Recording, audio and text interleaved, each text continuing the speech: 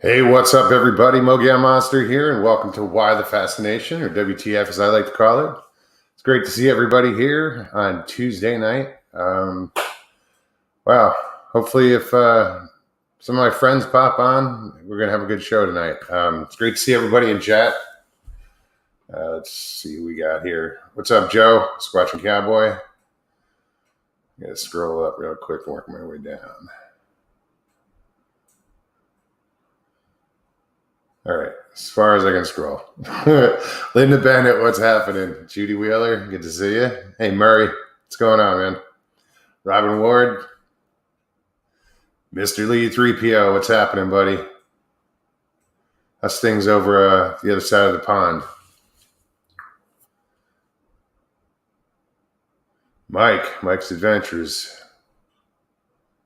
Michael Rice, what's up, man? Okay, what is this? Congrats, Mobs, a new career in a new town, as the song says, and to your new home and studio, just great. And lastly, for keeping the Mogian Monster channel a happening thing. To a good show, amigo. Hey, man, thank you very much. Man, that's awesome. Yeah, man. You know, I didn't finish setting up. I got all the technical shit ready to go here. Seems to be working. All right.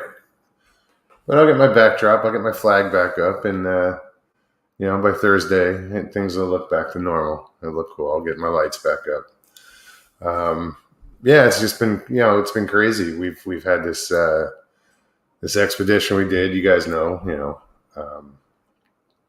and just, my schedule's been a little nuts because I literally drove here, dropped off the trailer, hung out for like 2 days, came and dropped the truck off here, emptied the truck, and now I have to move all that stuff from the garage and find a home for it and move in and settle in. And, slowly but surely, and my dogs are adjusting. They're Maya's, they're not used to other dogs, like this, and they're handling it. Lucy, she's a trooper. Maya's a little skittish, but it's really good. It's I'm digging it. Got to do some exploring today. Went out to the beach on Sanibel Island, which is Southwest Florida. It's on the Gulf Coast. It was cool. That was the first time I was on a beach in about 10 years, if not longer. And it was weird. The sand was so fine. It was like you held it in your hand and it felt like flour. It was bizarre. I grew up on the beaches in New Jersey, and it was sand. It was gritty. You didn't want that in your shorts. Yeah, so I'm signed up for the next 168 hours with Bigfoot Odyssey. I'm going to do that again. I'm really looking forward to it. Learned a lot about myself. I kind of surprised myself. Being a newbie to this, it was, I didn't have any bad habits. I wasn't a researcher. But I could see myself quickly becoming a searcher, not a researcher. I'm going to search.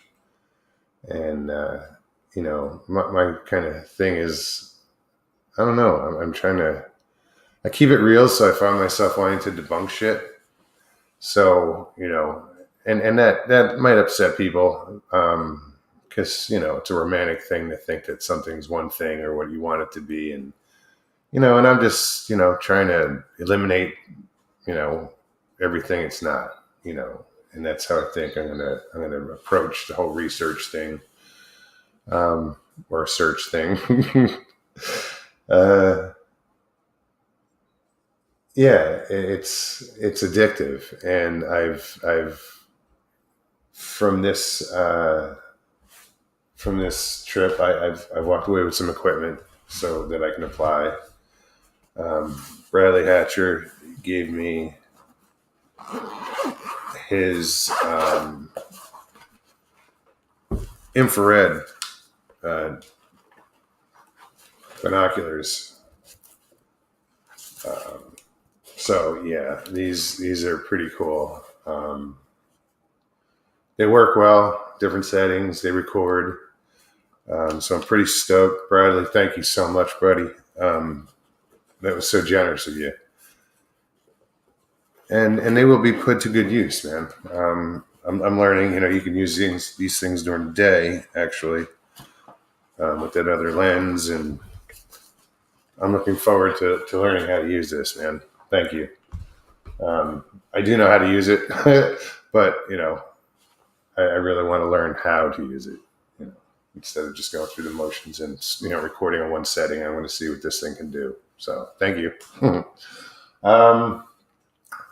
Geez, we got a raffle going on tonight, guys. Thank you so much to everybody that got involved, and with your donations. And you guys did it. You got me here. I'm in beautiful Florida. Like I said, I'm still adjusting. I'm getting settled in, and you guys did it. And thank you. I can't thank you guys enough. You guys are amazing. So yeah, we're gonna do that raffle in a little bit. I just downloaded a random number generator app. Mark, what's up, man? Good to see you. Johnny Half, Sandra Piper. Great to see everybody there. So yeah, I'm gonna get more into the field, and out here, the field's not that far away.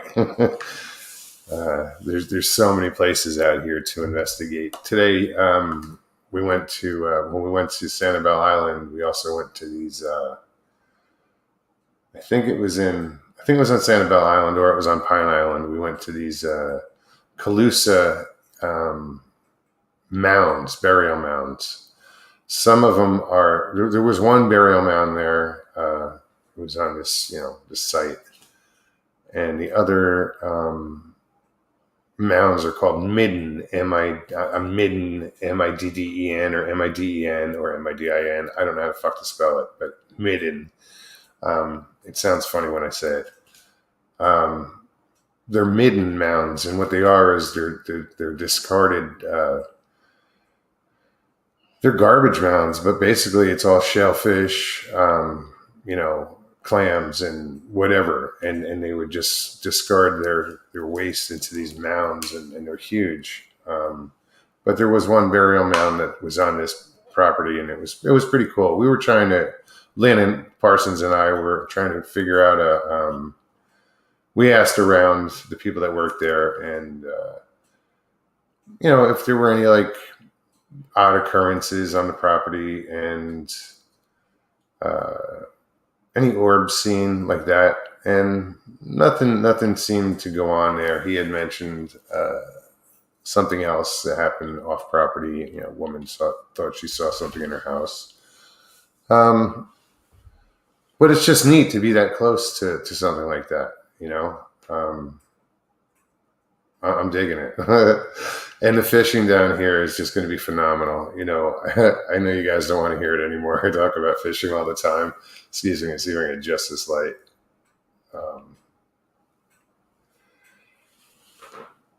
It's so beautiful here, So thank you, everybody that got me here. We'll do this, like I said, we'll do this raffle in a little bit. Excuse me.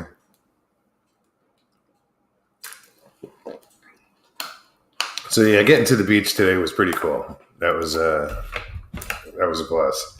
Mark Newbill and Barry Browning will be hopefully stopping in. Barry's got some shit to do. He'll be by half an hour or so. Whenever he gets here, he gets here. It was amazing hanging out with those guys for the week or 8 days, whatever we were there.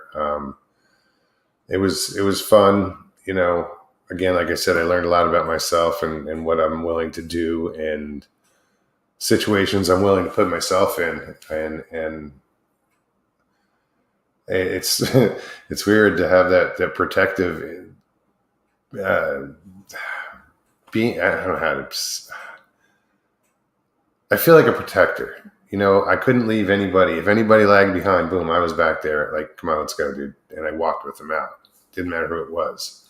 I didn't want any one person to be back alone. And, just, I'm looking forward to doing this because I think I'll do a good job at it, and, Carrie wants me on. So we had a long talk last night, and, I told him, yeah, definitely, I'll be there. I was up there the other day, and while we were up there, I was trying to debunk something, and Mr. Lee 3PO, he says, you're glowing, Mogs. Yeah, I got some sun today, dude. Forgot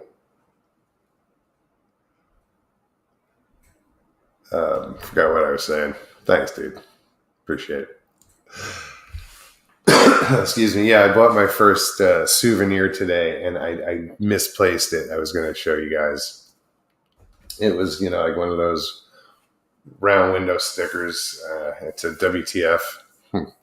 I know, right? Yeah, apparently it stands for Welcome to Florida. So, it seemed appropriate, but, it's just like WTF. Yeah, so it was cool. As soon as I saw it, I was like, dude, how much is that? So $3 for a sticker. I was like, right on. So you'll see it Thursday. I'll have it, up on the wall behind me. I don't know which side how I'm gonna do it. Right now, I'm sitting in a camp chair. Many people sat in this chair on that trip. But I didn't have a folding chair like a normal chair, but it's pretty comfortable and it's pretty quiet. As long as I don't move my skinny ass around, I'm good. Barry, what's up, man? Good to see you. Scotty B, Pop Craig C, Lockbeard, what's happening, man? Halito. I know I just made that totally Spanish. Sorry, dude. Lynn, what's happening? This is the other room.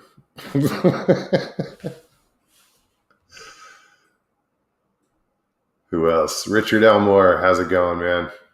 Daniel Lundy. I don't know why. Normally I'm loud and I feel like I'm whispering. New place, Does it sound all right? There's not too much of an echo. I'm going to have to put some deadening shit on the walls or curtains up or something. But yeah, this is going to be the new studio. I'm going to put the stuff behind me. I might move it down a little. To my left, Lynn wants to set up something here, and I'll get her going, set her up, and see what she can put out. I think it's a great idea. Everybody should have a friggin' channel. Who else is here? Sounds good, Daniel. Right on. Thanks, man. Damn, I look shot. Too much sun. And it's pretty cool because there's always a breeze, it seems, until you get some of those back bays. The water's, always moving, a little choppy. But I like it. Another weird thing. This is funny. Here I am in Florida. I just came here from Arizona. I'm originally from New Jersey. And all I see is people from New York and New Jersey everywhere. It's like old home week. And, it's just seemed I've come full circle. Going from growing up on the Jersey Shore, being a water rat, beach bum, whatever. And, moving away from that and spending all that time in the desert. And now I'm back. It feels like I'm home, even though I've never been here before. It's pretty cool.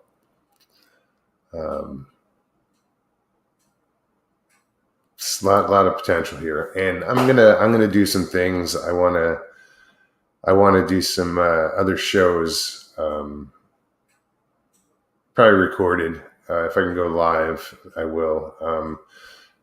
Fishing, kayaking, whatever. I want to call it Monster Travels, or Monster Fishes, or Monster does a lot of shit. But I want to do a show or a few different ideas and put some of that stuff out. You guys got to see it down here, and I want to show it to you. So that's going to be cool. Well, we got 62 watching. That's awesome. I'm glad you guys are here. For all you guys who were asking, are you going to change the name? No. Why would I?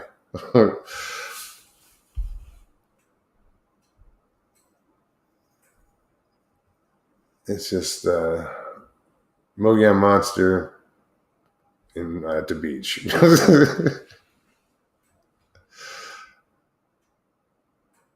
Who else? Wesley, what's up, man? Sandra Pink's videos. Good to see you. Bama Murdoch, what's happening? Ruger Ridge, did I see Ruger? Western New York Bigfoot Research Organization, what's happening? It's a big ass name, dude. That's a lot to type. Shit, even the first letters are long. But welcome, dude. I'm glad you're here. Hoosier, what's up, man? CD Squatcher. Right on, man. I'm glad you're out here. What I got here? Yeah, these guys. This was fun hanging out with these guys. Lost Cryptid Conservatory. These guys are out of Michigan. They were with us on the expedition. Really good bunch of guys. Thorough, smart, man. These guys, they researched, but they also documented. They documented, all the shit that came in, all the SD cards, and these guys were spot on. So Dave, Blake, Chad, Josh, it was a pleasure meeting you guys, and you guys went through hell to get home, man. I'm sure you guys made it home safe by now. I pray you made it home safe by now. Wow. But yeah, it was great to meet you guys. Roll down.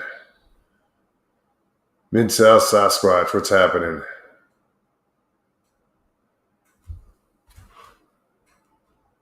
Like I said, it was really good to see different people, the way different researchers did different, things, how they did things. We were more laid back, our group, as far as, I saw comments about carrying weapons and smoking, and we weren't like, we're not trying to stalk them. We're just out there doing our thing, filming and trying to be nonchalant about it. So yeah, it's not the best idea to carry weapons when you're looking for these things. However, it's not the best idea to be out there unarmed, in gator territory and, hog territory and snakes, and there's some nasty shit out there. I carried a knife. I carried two knives, actually, a small pocket knife, and then I had one on my side that was,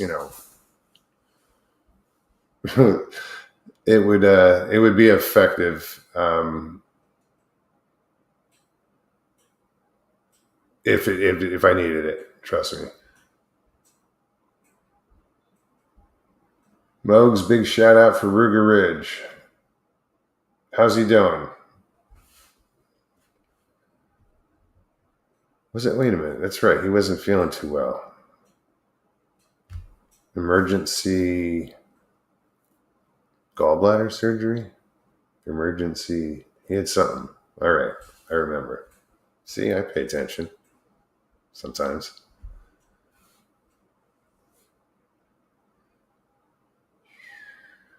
Rex Hand, how's it going?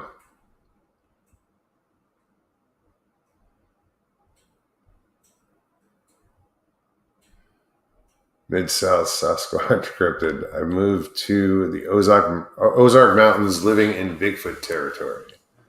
Right on, dude.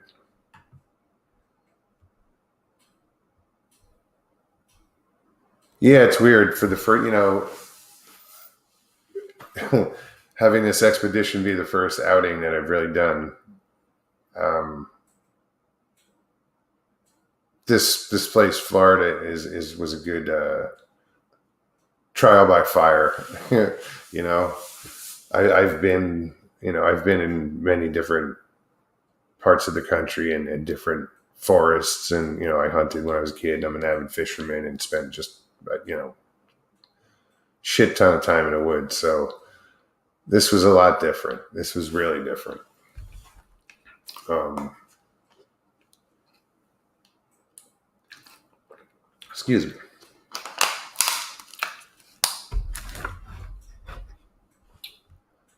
But it was fun, and it was an adventure. And I gotta stop leaning on the fucking table because it's shaking the camera. I haven't set some things up yet perfectly, but yeah, right now the camera's just sitting on the top of my laptop. Um, I have a ring light here that normally I would mount on something else, and then the camera would mount on that little thing, and nothing would move. Who else? Robin Lynn, what's happening? How's things out on the West Coast? That's funny. I was just there. It was like Arizona. It was like hop, skip, and a jump, and you're at the beach in California. Now it's like I roll out of bed and I'm at the beach. It's pretty fucking cool. Not exactly, but it's right around the corner. It's close enough.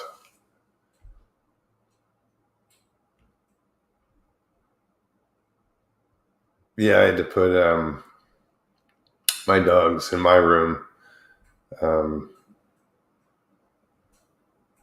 right on, Robin.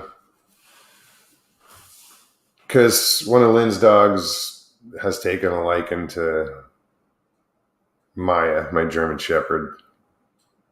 But the dog that likes her is a French bulldog, so there's a little size difference.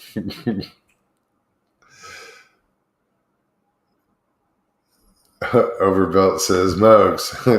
Chase down a hottie midget Sasquatch skunk ape, will you, man? Yeah, man. I'm gonna head down to the glades and start cruising. Uh, I do want to go down there and check out that skunk ape headquarters. I don't know why I can't say that damn word, skunk ape.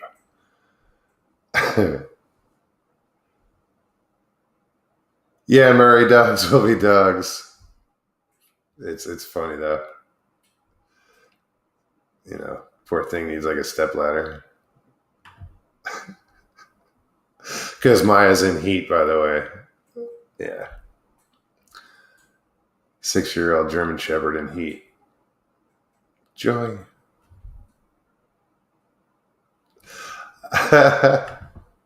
You know what? That would be an interesting breed: a French Bulldog and a German Shepherd.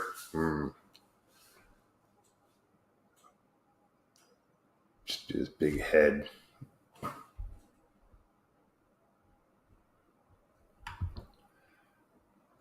So, Mark, I did send you the link in Messenger. Barry should be popping on in a little while. I talked to Bradley Hatcher. He's not up for it. I don't blame him. I just figured I'd try. Figured we'd get him here on drugs, and we'd be all goofy, and it would be funny. But he's starting to feel the pain, and yeah, I feel you, man. Prayers, Bradley.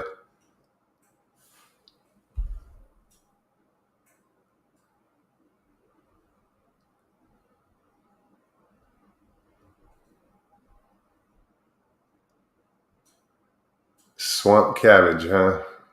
Is that like skunk cabbage?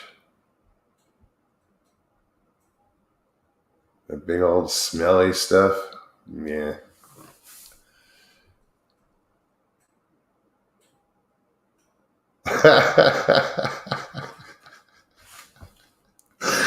Thanks, Mark.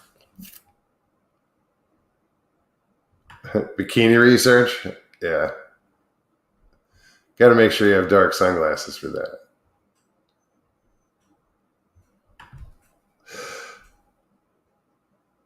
Murray, Brad had surgery on his foot.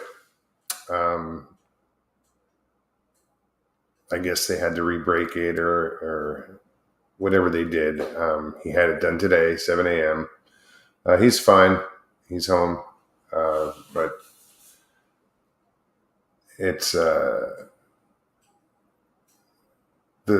numbing agent in his foot is wearing off, so now he's feeling it, and he's just gonna be a bitch. So yeah, no, we'll wait. Love you, Brad. I love you, man.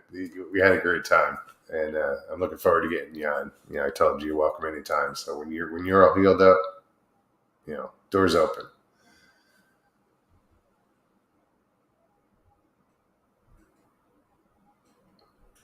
Hey, what's up, Carrie? How's it going, man? I was just talking about how much I enjoyed our time out there, man. That was a good time, and I'm really looking forward to the next one. I'll be more prepared for it because, as you guys know, I wasn't really planning on that, but you know, I jumped at the chance and went with what I had, and it all worked out. You know, it was great. It was great.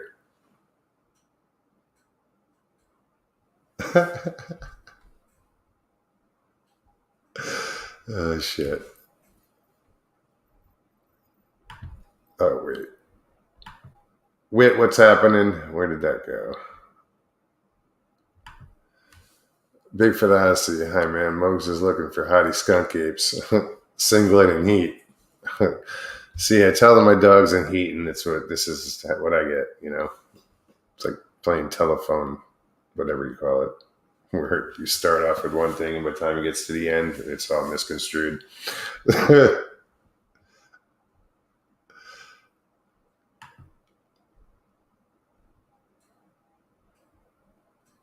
Isaac, what's happening, man?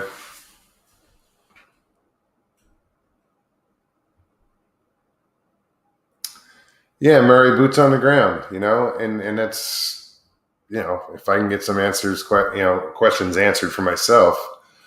Um, that's really what I want to do. Is I want answers. So I'm willing to go look for them and find them. And with this group of people, it was easy. You know, you knew that you had each other's back. Even though we were strangers, we weren't. You know, that was the weird part. If you watched Sawdust Beast yesterday, and you heard Barry mention how he and I had some things in common. Yeah, so when he comes on a little bit, we're going to talk about that because that was weird. I kind of tripped him out, and you'll see what I mean when we talk about it. Just don't eat the Florida frog legs. They keep moving after they're deep fried. Got her eating it. uh, yeah, I'm looking forward to the different foods here. You know, I'm a big seafood fan, so I'm thrilled about that.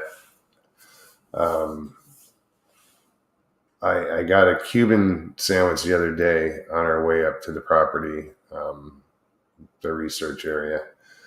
That was, you know, I hadn't had one in forever, and this was like on point, you know. So kudos to that little deli, you know, up the road that I got it from. That was amazing. Now, if I can just find like a good Jamaican deli, I'm set.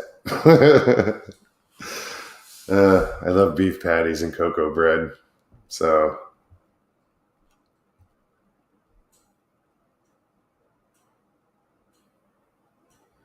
lionfish is tasty. Yeah, I'm not going there. I forgot that's probably another invasive species here. Blue-eyed northern, how's it going? Black-eyed peas and grits. I think shrimp and grits is a thing down here. Looking forward to that. Oh.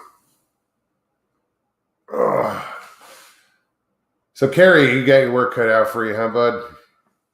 Yeah. I hope it's going well.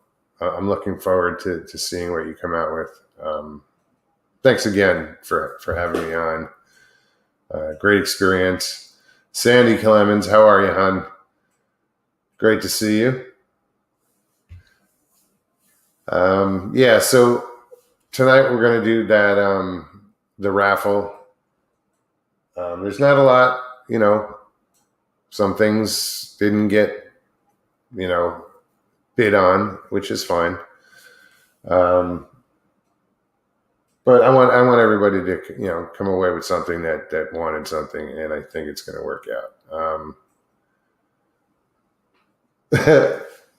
No, dude. Making Scotch and Cowboy Muggs looks like he's in a jail cell. Oh shit! Let me see if I can. Where the fuck is it? I can change the color on the light. Not that it's gonna matter. Let's see. Blue. Any different? I'm not going brighter, but I'll go a different color. No, that looks too jail cell. That works. Let's go back. That one works. Too funny.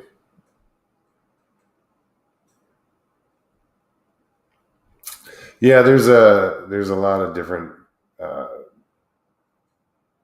places to fish out here, because I don't have a boat, so I'm going to be shore fishing, and saw some bridges you could fish off of. I thought that was pretty cool.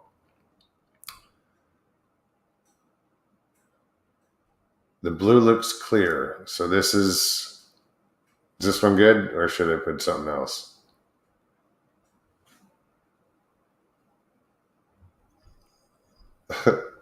You poor bastard, Randy. Long day of work in the cannabis field today, Cashew. Bummer. Cashew, what's happening? How are you, hon? Great to see you.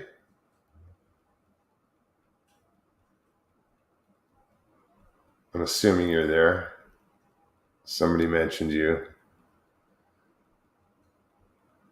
There you are. I had to make sure.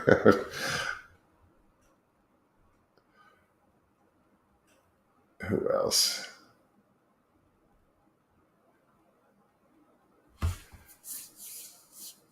See, you say cannabis and ears perked up. Western New York Bigfoot. Someone say cannabis? There he is. Let's find out where are my headphones. Crap.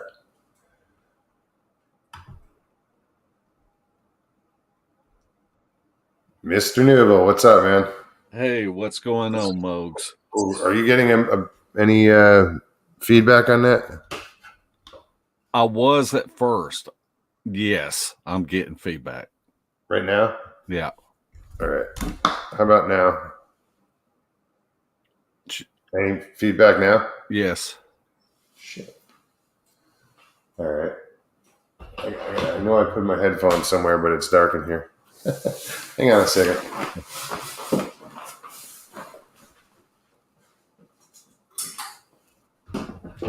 There we go.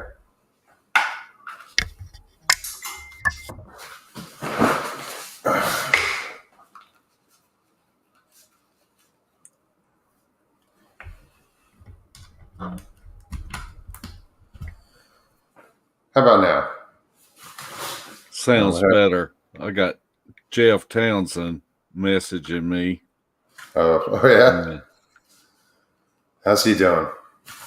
He's doing good. I'm still picking up some reverb. I have no idea why. I have headphones on. So you wouldn't get it from there, but let me turn the headphones. Wait. I got it. My bad.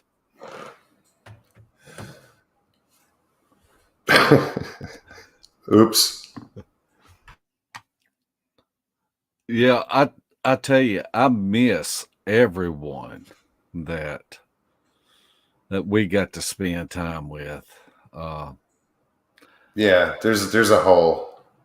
Yeah, Bradley called me about 10:30 this morning. He had just gotten home from surgery, and he was doing good and in good humor being on those meds. So, oh, I'm not hearing you, Mogs. That's why I invited him, because Uh, tonight I figured, we get him all doped up and yeah, we could take advantage of yeah. that. we But we no, he was hurting, so he passed. yeah, we could have played the video of the trucks jumping that I Ugh, played last dude, night. that was funny as hell, man. I was rolling. That was awesome. Well done. Kudos, man. That was awesome. Um, Wit says, any new thoughts on expedition without giving anything away, Mogs? And when we just did, it was a good time. It was a great learning experience. It was wonderful. Like I said, I learned things about myself that I didn't know, good things, and I met some amazing people. So it's the same old that I keep repeating myself. I can't. I'm not gonna. You're not gonna hear me badmouth it. That's for sure. And I look forward to the next one. Susan Griffin wants to know, where did the name Sawdust come from? Okay, I I have a little mini farm. I've got Nigerian dwarf goats and miniature donkeys. So I had joined when I first got into this. I had joined this Bigfoot group, and let's say you've got 10 people that are in different locations, and three of them's name is James. You got two Mikes, and three Johns. And so we all had to have a field name. So the name of my farm is Sawdust Trail Farms. And so I just said, I'll just go by Sawdust. And so that's how it came about. Right on. There you go, Susan. I just gotta send a link. Hang on a second. Where am I sending it? Here.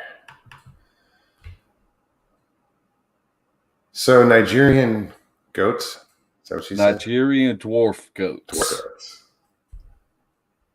I know Overbuilt has a joke waiting for that one. No, they're not stump trained. I'll beat him to it.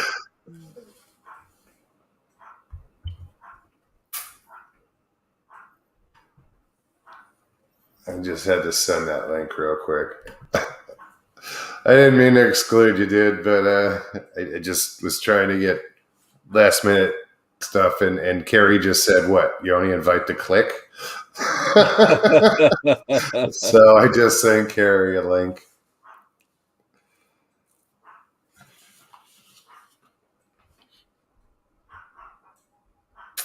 What else?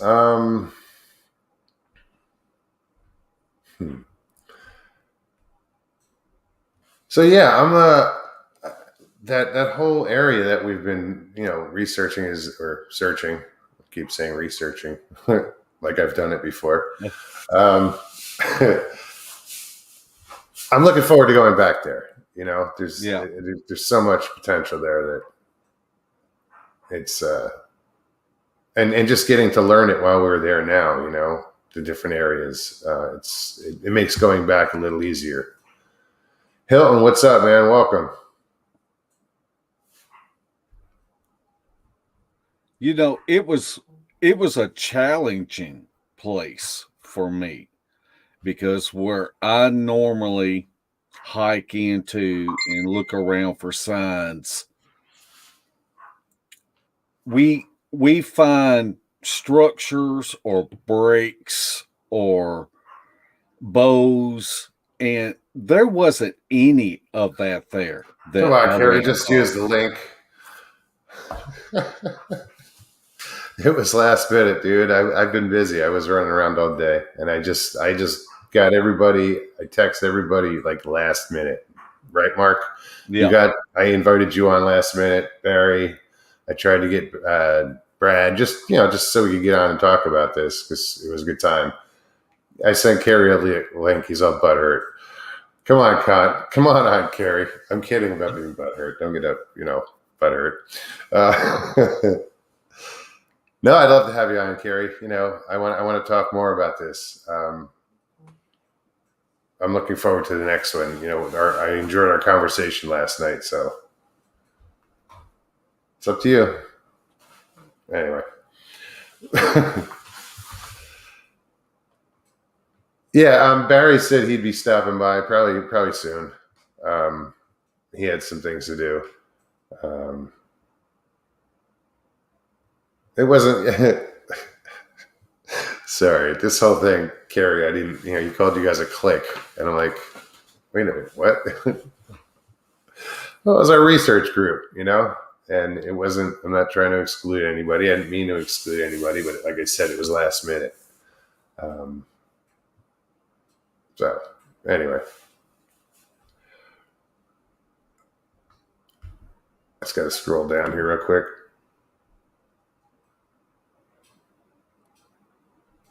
Mark Dodden, what's happening? There you go. Continue on because I did cut you off. That was rude. Why it's so challenging for you down there? Normally, we look for signs such as tree bows, breaks, prints, anything like that.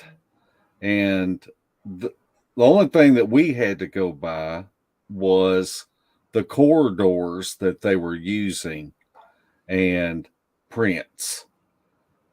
And so normally when we find a sign, you want to do what a tracker does and go into circles and find the next sign. Once you have found two signs, then it's pretty much a straight line from there.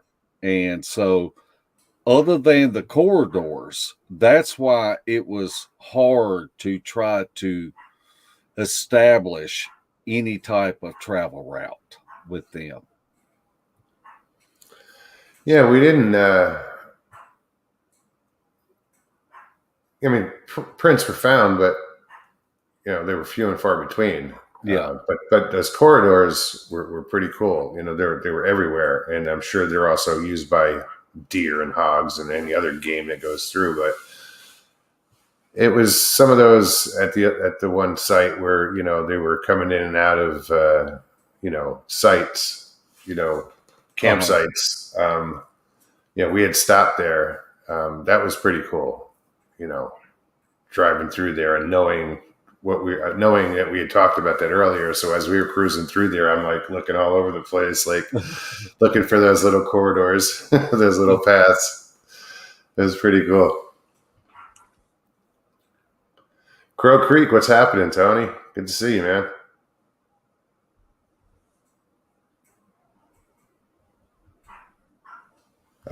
So when I was up there the other day, I was trying, I'm trying to debunk the whole light thing. Just because that's what you should do. Apparently, yeah. But it just comes natural for some reason. I didn't even know until we fight, this. I'm like, no, I got to find out what that is. So I kind of learned that about myself. Let me ask you this. Did you get the email I sent to you today? Yeah, no, I just watched it. Uh-huh. Yeah. I'd love to record that with a tripod. Get Yeah. it, Oh, yeah. I Yeah. think I will definitely bring a tripod the next time. I have one now and set a camera up there. But like I said, I went up there the other day to check it out. My theory on what's causing it. And it was, I didn't realize there were so many trees along that road. So I'm not I'm not convinced. I think we're going to have to go up and do some tests, and view, Yeah. get to the other side of that tree line and view, in that direction, and have, a car come up and see if we can recreate and see what we're seeing. Right. I think that's the next step. Yeah. So, and it's not that far away, so it's doable for me and, another person to do that. So it's kind of exciting getting that involved, So I'm looking forward to it. I'm looking forward to this whole thing. It's exciting, you know. You guys, you guys made it fun, and you guys got me hooked. So it's your fault.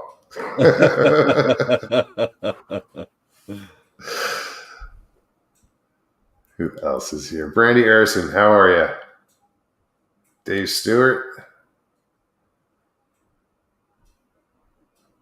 If you guys got any questions? Oh, Hilton says theory. Yeah, I have a theory about what the lights are. So I'm going to attempt to either prove or disprove it.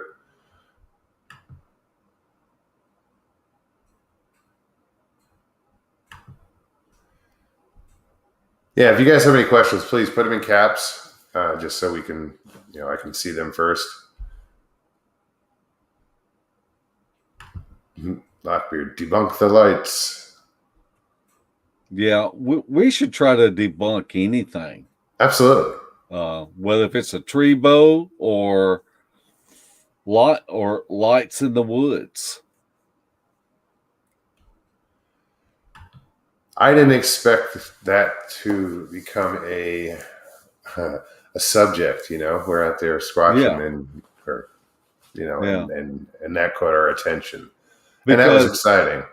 Because I have actually gone to places and combined looking for Bigfoot along with looking for orbs, because I've always wanted to see them. I mean, I've gone down to Georgia, I've gone to the Appalachians and the Ozarks, with people saying, yeah, we've got them here. We've got lights in the woods. And I almost feel like I'm a jinx, when it comes to the lights, and there we wouldn't even on our minds, and we were experiencing something out there. Yeah, it was an experience. It was pretty cool. But then when you go there in the daylight, then I'm like, okay, now let's get to business and see what the hell's going on here, But at night it was a little creepy. It was exciting, and it was, to hear Bradley talk about it, how we just kind of like laughed to. It was a nervous laughter, but it was necessary to keep us, grounded and, Yeah. I had never noticed it before. And I guess about 2 years ago, Larry told me, he goes, we have become jaded. You hear people talking about, they go out and they find a tree bow or they find something that they think that Sasquatch did. And we go out in the woods and have trees crashing around us and things thrown at us in camp, and we just shrug it off now. And you guys just grin at each other. Yeah. We want to see what's throwing something into camp. Live wire, what's happening? Oh yeah, yeah. It is one thing to have something land in your camp. I mean, we experienced it. Barry experienced it.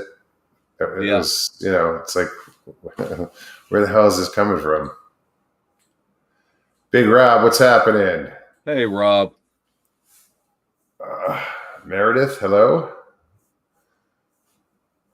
Keep them coming. We got 93 watching right now. That's amazing. Wow. That's fantastic. Hit the Yeah. thumbs up. I hadn't even hit the thumbs up. Let me slide over here and make it 51. Y'all hit the thumbs up.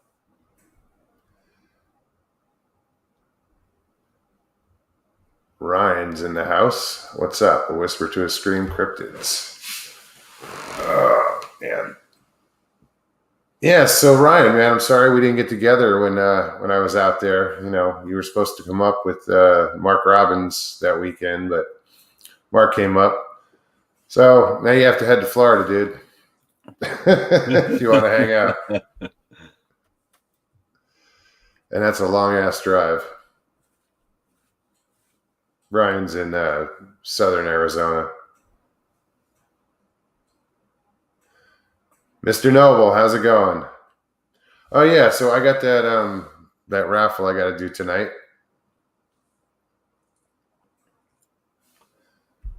That's going to be going on a little bit. Stevie B, hey. Hey, Stevie. Get back to work, woman. She's a busy little bee these days. There's Duke. Hey, Duke. How did I miss Duke? Oh, there he is. What's up, Duke? So let's see. How many we got? We got 93. That's funny. I'm gonna do this raffle. Everybody who was in the raffle, I wrote all your names down and I figured it out how many times you're in for, what you're in for. And some people just win by default. So let's go with by default. The 3-day guide service with Duke up in Montana.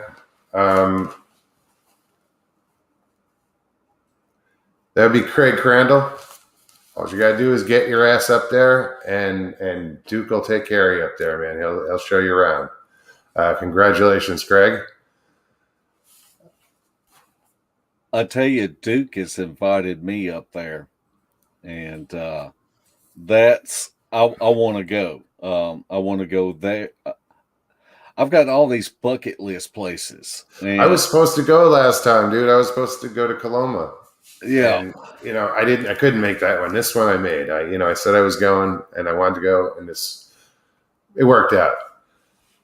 For the Tex outing, Tex is going to donate a weekend of his time. Christine Duez. CD Squatcher. All right. Congrats.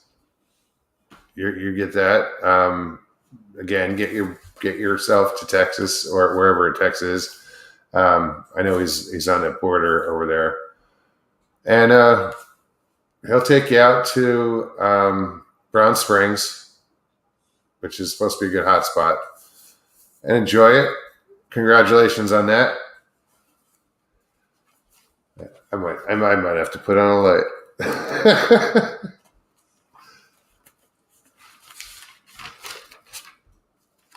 Let me see. So, for the merchandise from your Teespring store, 1, 2, 3, 6.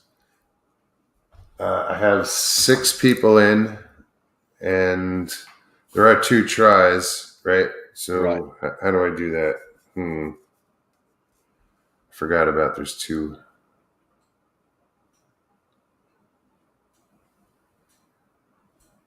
I didn't take into consideration that second try. Who's in? 1, 2, 3. The only one who's in twice for that is Stevie B.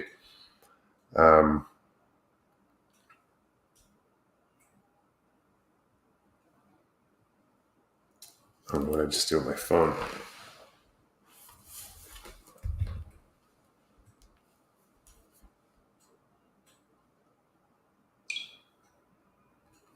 All right, so I got a random number generator. I don't know if you guys can see that.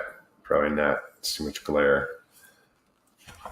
And for the Sawdust Beast merch, I'm going to go between from 1 to 6.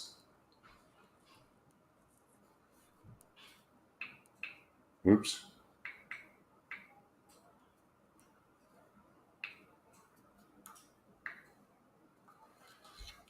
And let's see how this works. Random number says 5. And 5 is Stevie B. Congratulations. And you know what? I'm going to do this again.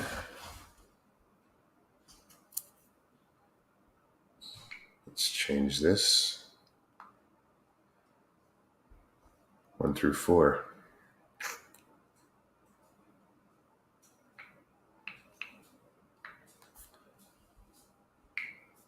Number 1. Carl Farmer. I believe it's Carl. Hope it's not Carol. Because I wrote it wrong. Carl Farmer and Stevie B, you guys will be getting, pick out what you want from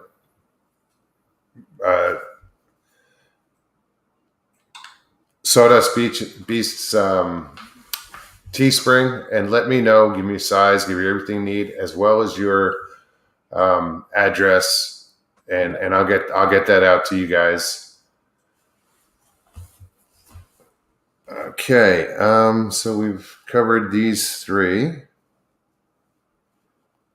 Trinity Paracryptid. That was the T-shirt that I had won on Texas show, and I never got it. I just told Tex to hold on to it. How many do we have? 1, 2. There's 2 people, Stevie B and how do you Larry Meitzner? Is that how you pronounce his last name? Meitzner. Well, both of you are in it for that. So, geez, that's just a coin toss. Somebody pick heads. All right, so that is a coin toss.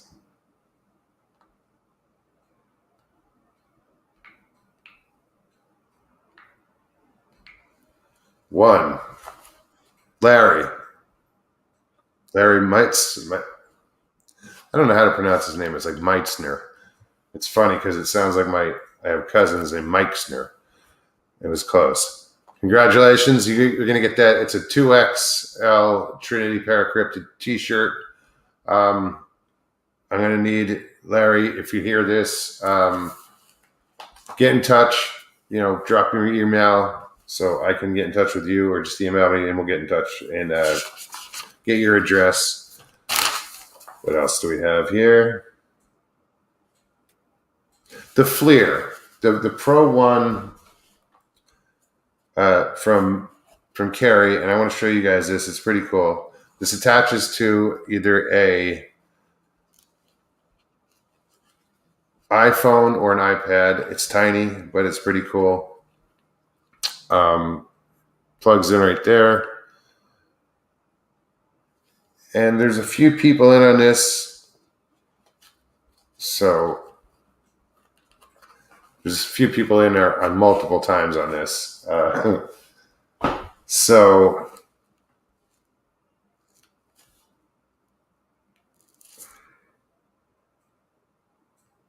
I have to go 1 through 18. And that's for the Fleer, guys. All right. 1 through 18. And I don't know if you guys can see this, so you're not going to see it. Damn. 5. See 5.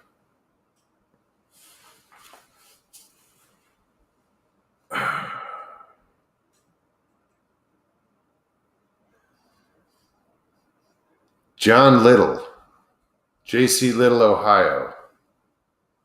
Congratulations. That flare is now yours. You're going to have to get in touch if you hear this. And anybody who sees him out there, let him know if he's not in chat tonight. Congrats on that, man. And thank you again, everybody that participated.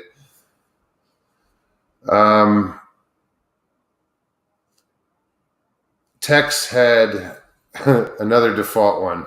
This is funny. Tex had also donated a trail cam, and by default, Stevie B won that. So congratulations. I think that was it. Nobody, and I dropped the ball on this one with the paintings. Michael Payton, I think it was Payton, had donated two paintings, and I dropped the ball, and I didn't post them. I didn't list them, show them. But I want to thank Michael for doing that, and maybe we can take advantage of it again in the future, and I'll do it properly by presenting them properly. I think that was it. I had at last minute had offered up myself, for like a private StreamYard chat, with a bunch of people, just get to know each other. No takers. That's all right.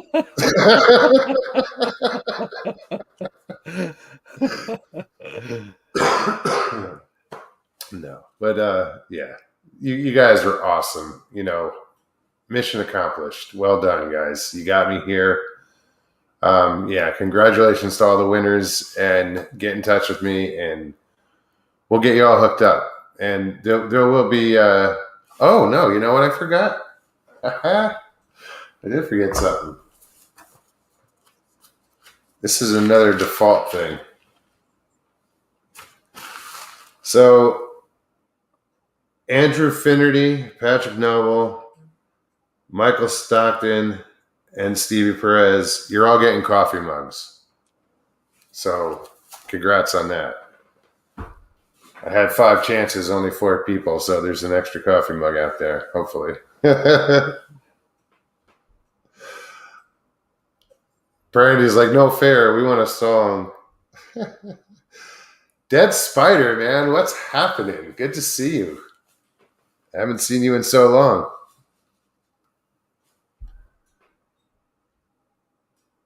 Larry, what's going on? Yeah, dude. Is Larry coming to the next one? It's going to depend on how the dates fall, because Right. he can't take off 2 weeks in a row, and with it starting on a Wednesday. Oh yeah, did it? Is that the way it is this year? I don't know. That's fine. But I'm going to tell you, flying was the way to go to get down there. I didn't have that option. I would need a cargo plane.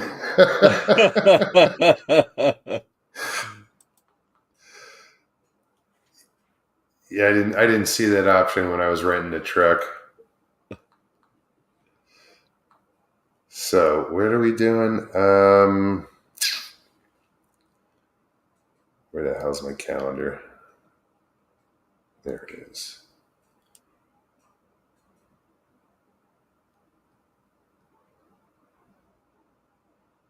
Dude, that's a Monday through Friday deal. That might work out. You hear that, Larry? He's like, you can't take up 2 weeks. But yeah, that was a good show last night. I enjoyed watching you guys. You know, I was laughing my ass off.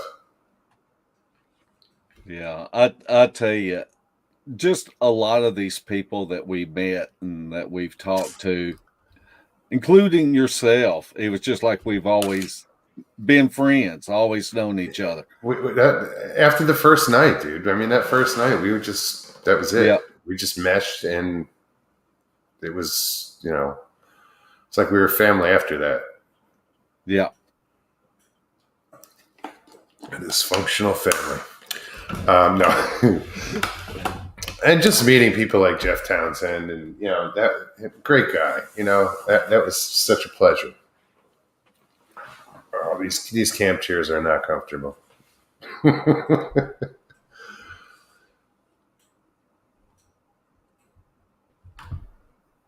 um, let's see, guys. You can email me. monstermogian@gmail.com. Send me your address if you are a winner.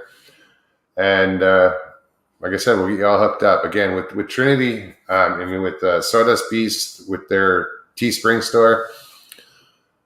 Go through, check out what you want. Let me know, and I'll get it ordered and get it to you. Just leave me your email address, and do what we got to do. Thanks again, guys. It's just I knew I could. It's the last thing I wanted to do, but I knew I could do it, and people would come through, and they did with flying colors. It was amazing. So, God bless all of you. That was awesome. And here we are. Where's Barry at? Yeah, he's like an hour late. He was like, "Oh, I'll be there 30, 40 minutes late." I said, "Get there when you get there, man." I don't know. I sent him. Oh shit! Did I? Yeah, I'm pretty sure I sent him that link. Oh, I got to think about that. Yeah, I sent it to you. Oh, damn. No, I know I sent him the link. Yeah, but he would have jumped on chat and said something. Yeah, he's not even around. He had something to do. He had to run out somewhere, and probably just took a little longer than normal, or than he expected. It's all right. Comments.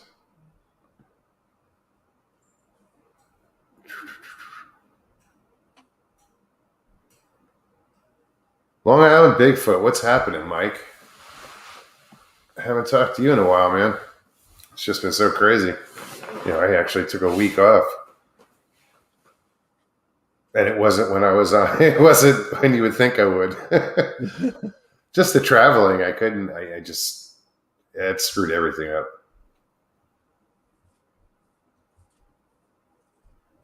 Who else is here? JCL Ohio. So you heard that you won something, right? Get in touch with me. Excuse me.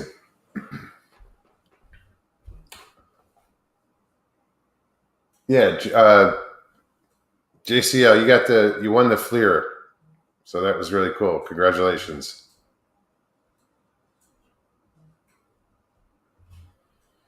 Yeah, it's funny. I almost forgot those mugs.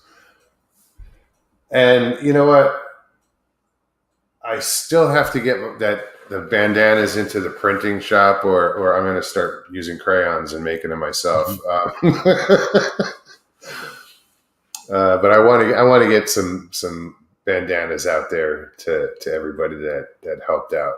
As soon as I get those ready to go, I'll have people send me their addresses and everything, and I'll just give those away. Yes, I said give those away.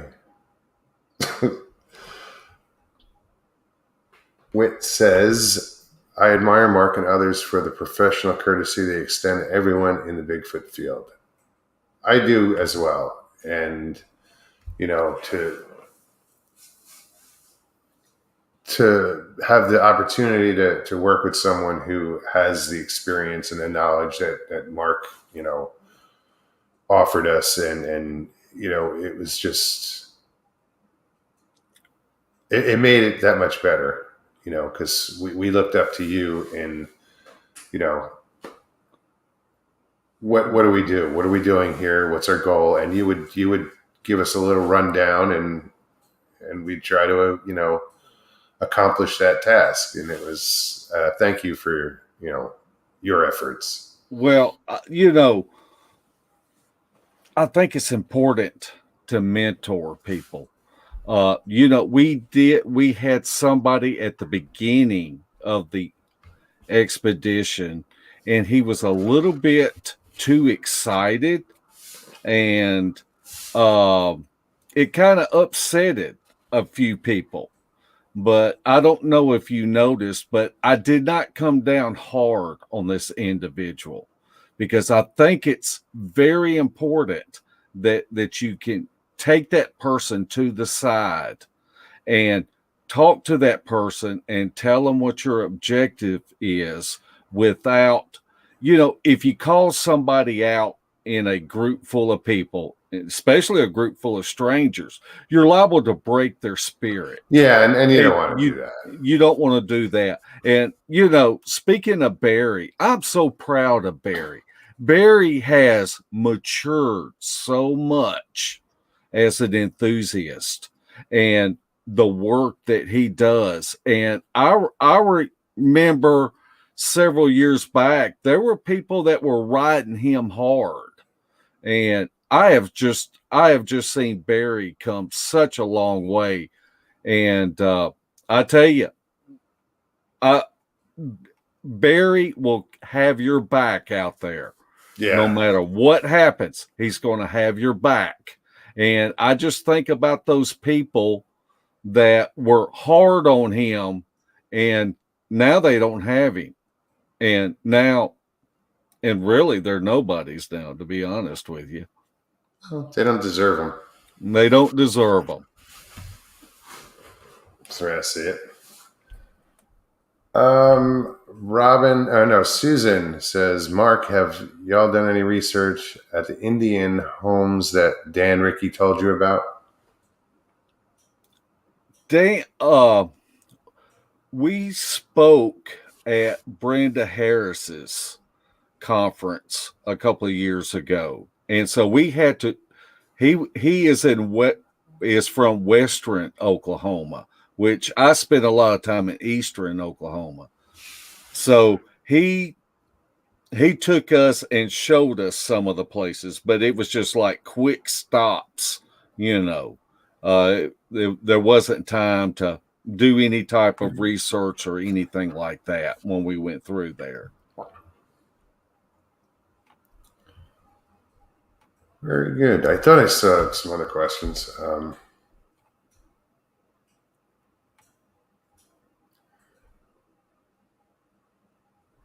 Oh, no, that wasn't a question. CD Squatcher says, I am happy that you are here in Florida. I think you will be a great asset to the group and all Florida Squatchers. Wow. Thank you very much. That's pretty cool. Well, I'm trying to learn from, I'm not going to say the best. I don't think there is the best out there, but no, a good teacher, definitely. I was, whenever we went to that place for the night hike, I don't really want to say the name. Yeah. But everybody in our group, I remember giving everybody in our group a responsibility. Mm-hmm. And how long did it take us to do that walk? 45 minutes or an hour? Something like that? A lot longer than I thought it should have. We could have upped it up, moved it up a little bit, but it was what it was. And what Mark's talking about is, even I had a job. Mine was to count heads, make sure everybody was there. So that's, like I said, if you saw, Mark knows, I'd go back for people. Mark liked to lag behind. That was right by his side. Like, I wasn't leaving anybody behind. It's good when you give everybody responsibility. As simple as counting heads, making sure everybody's there. It's your responsibility. Plus, you were running the parabolic. Yeah.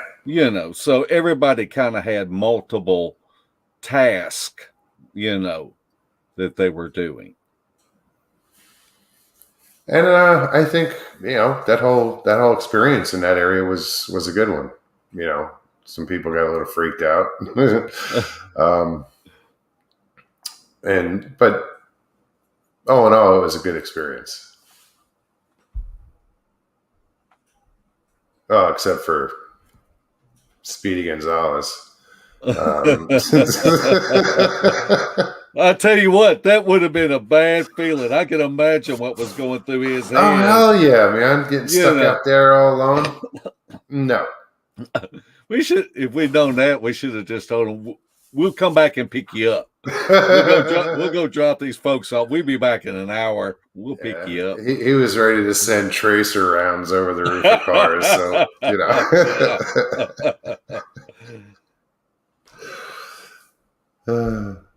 that was a hell of a night. Oh, speak of the devil. I don't know where he is. I see he popped up backstage, but Barry, are you there, man? I am. Oh, what's up, brother? What's up? How's everything going?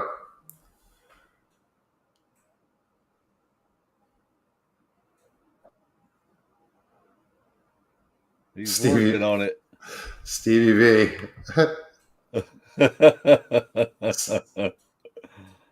Had to slip that in there. Backhoe Rodeo. And it's funny because I watched that last night and he still doesn't get it. He's been calling me every day, and he called me yesterday, and because he was coming on the show, and he goes, "Backhoe Rodeo ain't like Brokeback Mountain, is it?"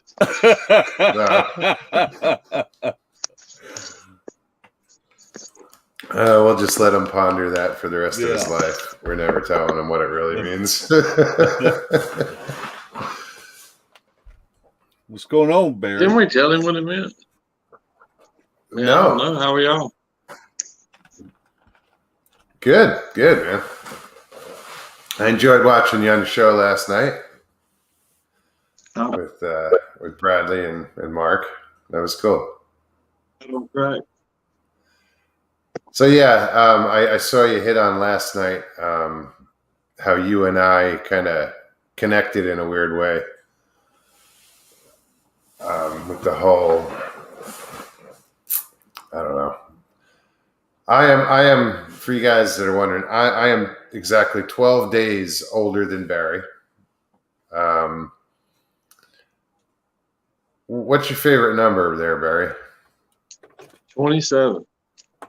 27.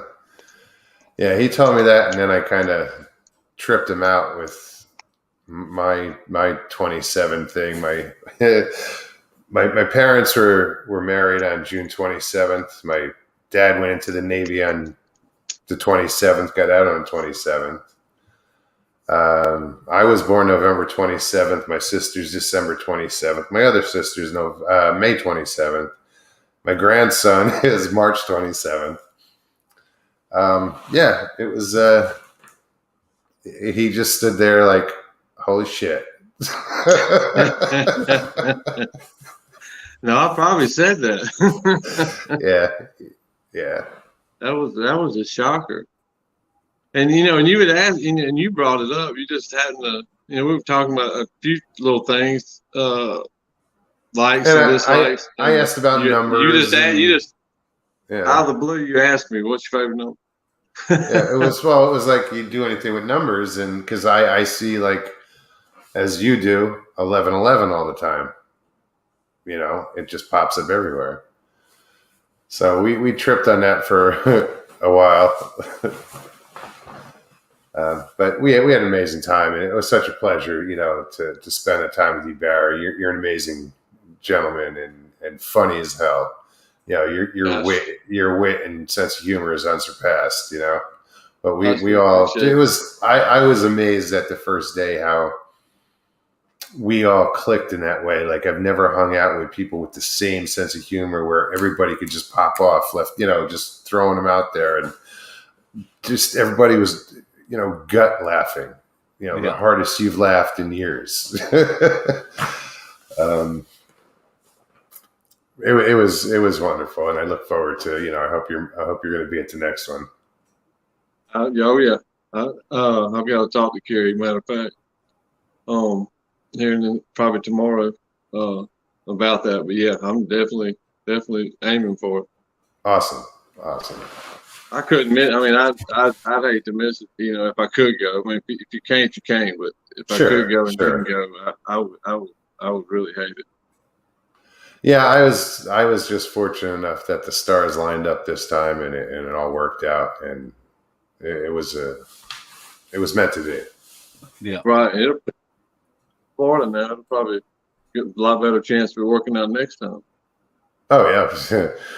Okay. Yeah, it's I know how to get there now. Don't be getting lost. Livewire, what's up, man? What sounds like a bromance, Smokes? Yeah, no. It was a good time had by all.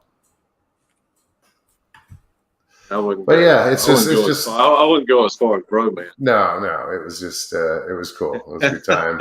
Yeah. I don't want to get on Mark and Larry's level. No Brokeback Mountain. Well, like Robin Lynn says, Mogs me too. Numerology charts, amazing stuff. I'm sorry, Mark. What were you going to say? I cut you right off. I was just going to see if Barry would do an imitation of Jeff. Jeff got choked. And you remember that, Russell? When he got choked. I know Russell remembers it. Oh. Because while he was choked, me and Russell were laughing at him, and so I said, he's dying, and we started laughing.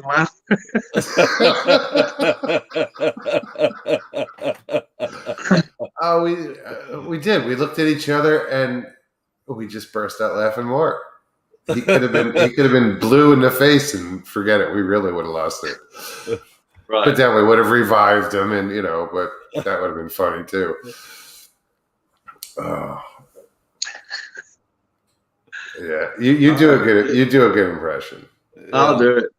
It sounds a little something like this. And this one on, y'all gotta take for granted. This one on for 5-6 seconds, and then he took a deep breath and started it again, and then started it again. Oh Lord, I'm embarrassed. Trying to think of how to do it. Just and he was sitting up on his chair. You're sitting up on his chair, and he's just like. And his eyes, I don't know if they were shut or if he was just looking down, but they looked like they were shut. And we just got tickled. Oh man, he did it. Took a deep breath, and I don't know how, and then started it again. I would have figured if when he took the breath, it would have been over with it. But that was just fun to hang out with. He really is. Yeah. Jeff gives you a lot of material. I'll put it that way. Yeah. Yeah, there was. I'm not even going to bring that incident up. Stevie B says, "I've never been around such an amazing group of people that mesh so quickly." Yeah, I was surprised at that the first night. He was saying that, but yeah. And the weird thing is that every camp, I'm not saying some aren't better than others as far as people meshing, but it always seems to me, I don't know if it's because of just all of us being interested in the same subjects, but you're always. A lot of these campouts, I mean, I have met some of probably the best people I've met in my life, and people that I hope to stay in touch with until either they leave this earth or I do. and that's hard to, that's hard to say when you just start mixing and matching, people. People's attitudes get in the way. I mean, y'all know how it goes. Sure. And it's just very little. It's just like everybody just shows up just with intentions of just doing everything they can to not be that person. And it's some very good times. I encourage you, if anybody has a chance, to go with anybody. It doesn't have to be somebody, Mark and Larry, or if they can go with anybody, go. It's good times. It really is. Yeah, it definitely is. It caught me off guard, just the whole thing, and it was a pleasant surprise, definitely. And you were taller than I thought you were going to be. I don't know why. Yeah, he got that from everybody. Yeah, people would meet him and go, "Hey, you're taller than I thought you." Even Carrie. Yeah. Yeah, that was funny because somebody said, because when I got there, I wasn't wearing a bandana and my hair was probably in a ponytail. And somebody walked up, I think it was Blake, and he walks up to me. He's like, "You look heavier on the show." I'm like, "What?" I was like, "Yeah." I said, "It's the camera. It puts on 20 pounds." But it was, like I said earlier, it was great to meet those guys and watch those guys work, the Lost Cryptid Conservatory. It was. Good bunch of guys, but man, they went through hell to get home. That man. Yes. Yeah. Yes. They I can't imagine having to drive all the way back from South Florida to Michigan and then have all those problems on top of it. And George, I think Chad was the one that said, "Georgia's not going to let us go."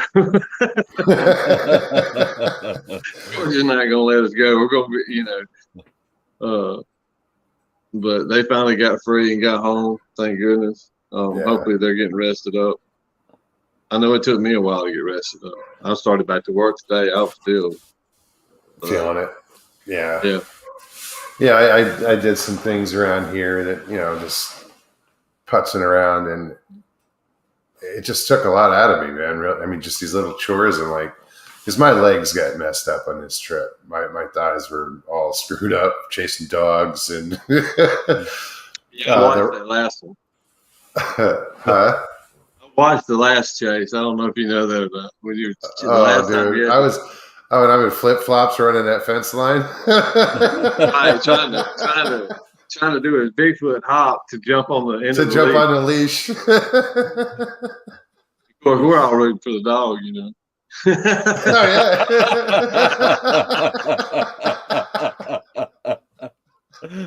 Oh, He didn't get her, all right.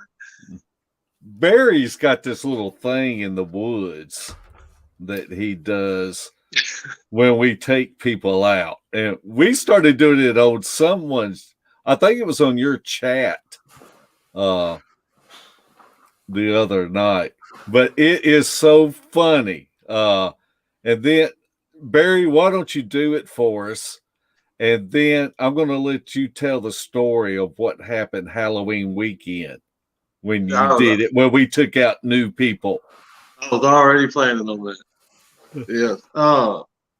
It's from a movie, and I don't watch a whole lot of movies, but it's basically get out. And it's basically Get Out, and I forget what movie it was from. And I had heard it actually before I realized it was from a movie. But I like to, as Dan Rick has his little, way of saying we're all gonna die, my little thing is just is get out. But I did that Halloween weekend. I'm sorry, I don't remember her name. It was Karen Beasley. It was the very first time that she had gone out, and it was Debbie Jones and CD Squatcher and Rodney and Karen Beasley and me and you. And me and you were taking up the rear. Yep. And Debbie was had point, and we had everybody else in the middle. And that Barry Browning with kick, kick, kick, kick, ow, ow, ow, ow. And man, that girl's head flew around, and she let me know real quick, you won't be doing that again. Barry was correct. And I'm not the type, usually I'm going to go, well, wait a minute now. But I was like, okay, that's cool. It was like, yes, that's Mom. cool. Okay, that's cool.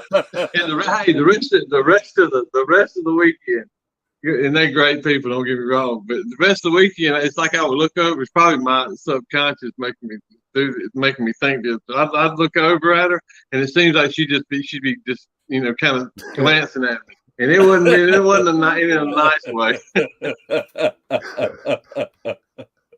I apologize. I felt bad about it, but it was funny.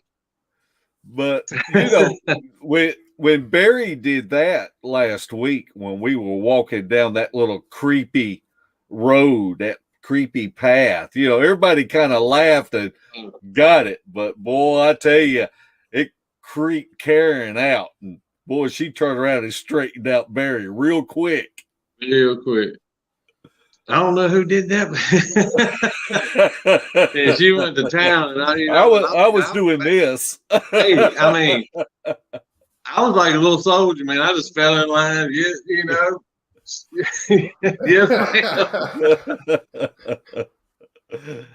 Rodney's a big old dude, but I'm telling you right now, his wife, she intimidated me a lot more than Rodney. she had me cowed down that weekend. I was like, oh, I'm sorry. And I haven't ever had. I should have been smarter than that. I haven't had anybody have that reaction. But I did not know. If I'd have known it was their first time, I wouldn't have done it. But I didn't know that. But I should have made sure that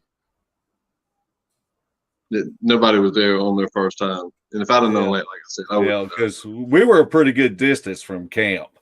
Right. Oh yeah, walking down in LBL, walking down a dirt road, basically making calls. Yeah, I don't know if we started. We hadn't even started making calls at that point. That was, we were just still kind of walking and checking things out.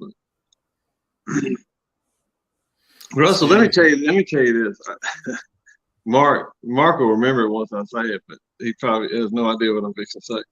The first time I met Mark and Larry,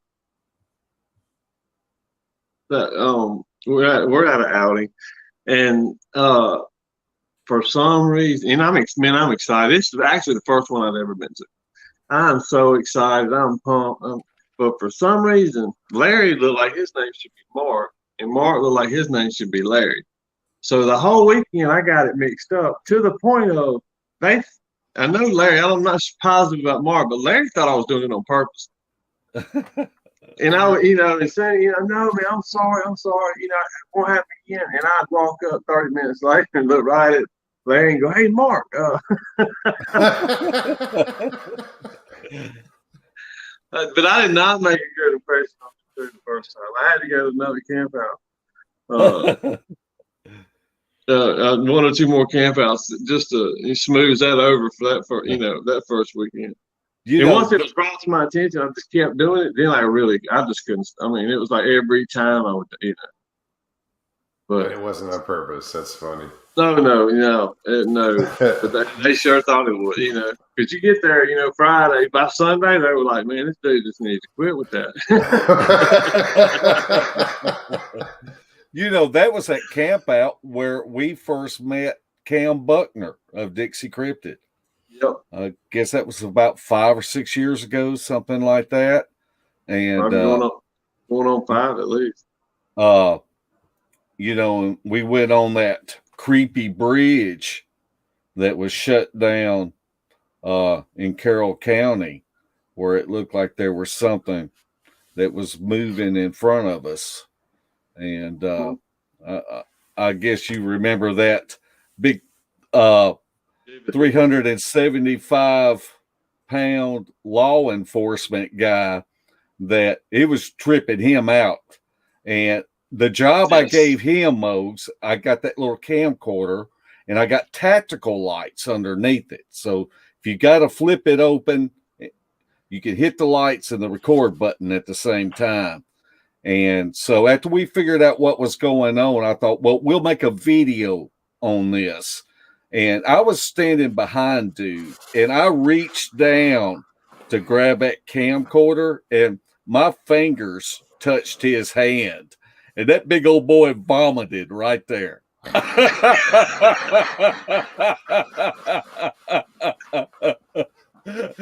It messed him up because yes, it did. Because he thought we were trapped on that bridge and them boogers were coming to get us. And I had to drive his truck the rest of the night. Was that the one where it was the reflections? Yes. Okay. Yeah. You know, we were at another bridge that same weekend. I'm not sure if it was that night or another night, where I got the whoop on my cell phone actually. It was an awesome locator whoop. And that, the one thing that always blows my mind about that is that we had about 17 people spread out over about 25 yards, and nobody heard it. The only way I just went back and listened, and I caught it. Nobody heard it. And to this day, that's always, when I think about it, it's like, I just don't understand that. Somebody should have heard that. Yeah. But nobody heard it. You know, like I said, I had to go back and find it. Huh. But and I've asked, I don't remember exactly who, but I've asked a few other folks, you know, from time to time if they've ever had that happen, and I've had people say they have, you know, gone back and heard stuff on audio they had, but yet thought they should have heard it when it happened. That's why I thought that was always crazy. To go back and review that audio, because there's so many times that my hearing from playing music is just horrible, but other people may have better hearing or hear that frequency, and so it's always important to go back and review the audio, even though you think there's nothing that's even on there. Right, and and if you haven't done it, a lot of folks don't realize. Like, I had some audio recently I was going through. It was 29 hours of audio. It takes a long time to get enough free time to go through 29 hours of audio. I mean, sure. That's a lot. That's a lot. You know, but even, you know, just a few hours, you know, there's a lot. That's why there's not more. I mean, I finally convinced myself that's why there's not more people that just drop audio recorders, because you have to listen to it all.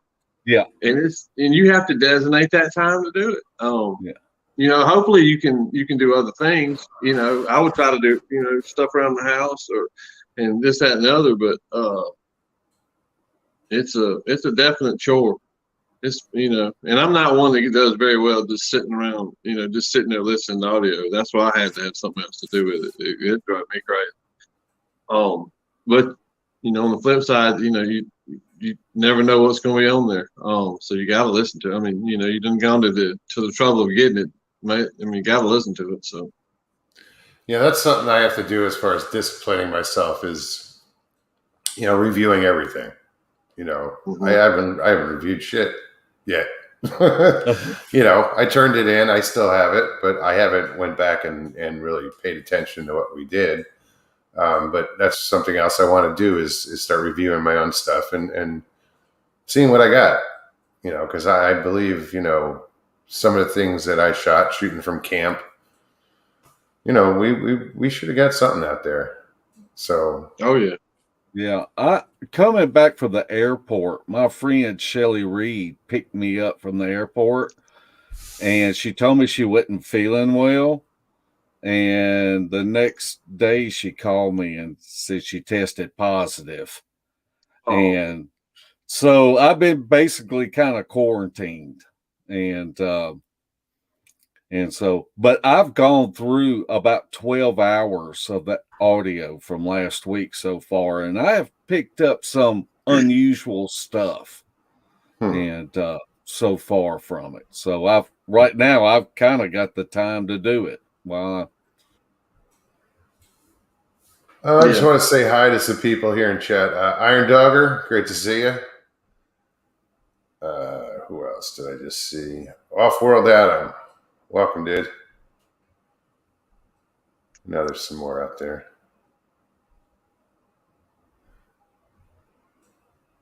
If you guys have any questions for any of us here on, please put them in chat caps so we can get those read. I don't see any that I've missed. So where were we?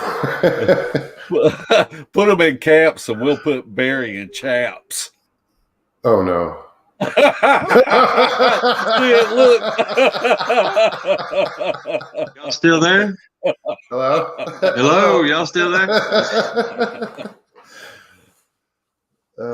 You ain't gonna want to go camping you anymore. and a few other people may put me in chat. That's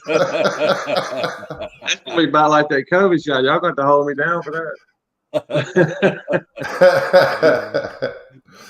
That's pretty much how our camp out went. Sitting around on our downtime was, just laughing and joking like that. Yeah. I don't know. I can't. There were some nights I just got quiet listening to you, man, Barry. I was just like, I shut my mouth and listened and laughed my ass off. And I don't know. I don't know why. I've always done it, but especially if I get real pumped up, excited. It just seems like it happens then. It happens a lot then. But we laughed a lot right in the middle of orbs and everything else. We would just fall back to that to our safe place there, and we laughed and we joked. We still watch. We still. Oh, we were still on point. Make sure we were okay. Hell yeah. But we had a good time doing it. But I tell you, y'all talk about me. Larry Porch. I'm one that loves camping with Larry, because Larry is hilarious. Larry is hilarious, and Larry messes with people, and it takes them a while before they realize it. He is a master of that. And I sat there one weekend, we were camping, and just watched him, and told him that I'd figured him out. I knew he was like, well, what do I do? And I told him, I said, man, you sit back and you mess with people. I said, you'll be messing with 4 or 5 different people. And I said, Mike, one of them know it. Maybe one person out of the bunch will know it. And he'll be messing with them as far as their interactions with each other and everything. He's masterful at it. And he sat back and smiled. He goes, you have been watching me. The thing about Larry and Mark, Larry and Mark together, they're always good though. If Larry asks you a question, don't answer it, because he's setting you up for something, and it'll be off the wall. If he asks you if you live, if he asks you, just say if he asks you if you live in Mississippi, he really doesn't want to know that you live in Mississippi. There's an ulterior motive for him asking that question, and you will not know what it is, but sooner or later you will, because it all comes together. But yeah, Larry's everybody, really the whole group, over time has a great sense of humor, especially the ones like last weekend, like with Bradley. I was ruthless on Bradley. I'll admit that I was ruthless, but he could, Bradley can take it. Oh, you guys tore each other up, but it was all in fun and he likes it. Bradley, it was fun to watch. Yeah. Yeah. He kind of encourages it around. Yeah. I'll tell you what, I bet we could get Barry in chaps and he'd wear that pink shirt. I'm not gonna wear the pink. Or at least that particular pink shirt. I can't say I've owned a lot of pink shirts. I really can't. I've never owned anything pink. I've never owned anything. I've owned some things close, but no, not pink. They have some washed out red colors on t-shirts every now and then that kind of, I guess, could have, somebody could call it pink, but that was his thing. That was his thing. But here's the kicker though, he's got a matching purple. He's got that, same shirt, matching purple, Yeah. But, And that was a big surprise, Bradley. I think he caught everybody off guard, and just the way he fit in and was kicked back, laid back, and yet a hard worker and getting out there and it was impressive, and I was really I was thrilled to have spent the time with him, in the same time that I spent with you guys. It was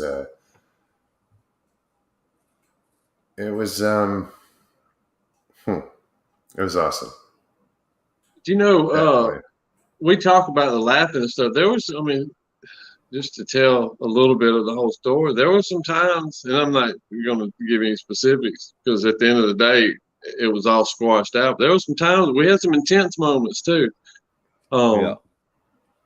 But it was, looking back on, I think everybody can chalk it up for just, at that particular time of the week, either, lack of sleep, the stress of what's going on, wanting things to work out perfectly. And, when you start seeing a few hiccups in the road, it starts to get to you a little bit. But there was a few, I'll admit I did.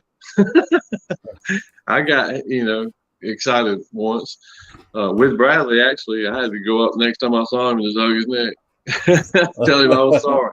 But it did get heated. But you're going to have that too, and you got to be able to, just like you got to be able to squash the laughing and joking, when it's time to squash it. Yeah. The headbutting is inevitable to happen. Well, with that many different personalities, right. But you got to be able to squash it. I think we did a good job of nobody let it get, even if somebody may have had a chip on their shoulder for 6 hours, you didn't see it affect anything. You just, you may know that they were a little bit miffed at somebody or something, but they didn't nobody let it affect what they were doing. Yeah. Well, and I know that you noticed this too, Barry. There wasn't any alpha males there. And whenever you put an alpha male in the equation, and if you've got two alpha males, it can go south real quick. And but everybody was focused on the goal that Kerry had put out for us, and I think that's why it was so successful. I heard Kerry say earlier in the week about he did at one point in time he didn't want to feel like a tyrant. I never looked. I mean, to me he never came close to being a tyrant. If he needed something done, he's going to tell you. If he wanted something to cease, he's going to tell you. But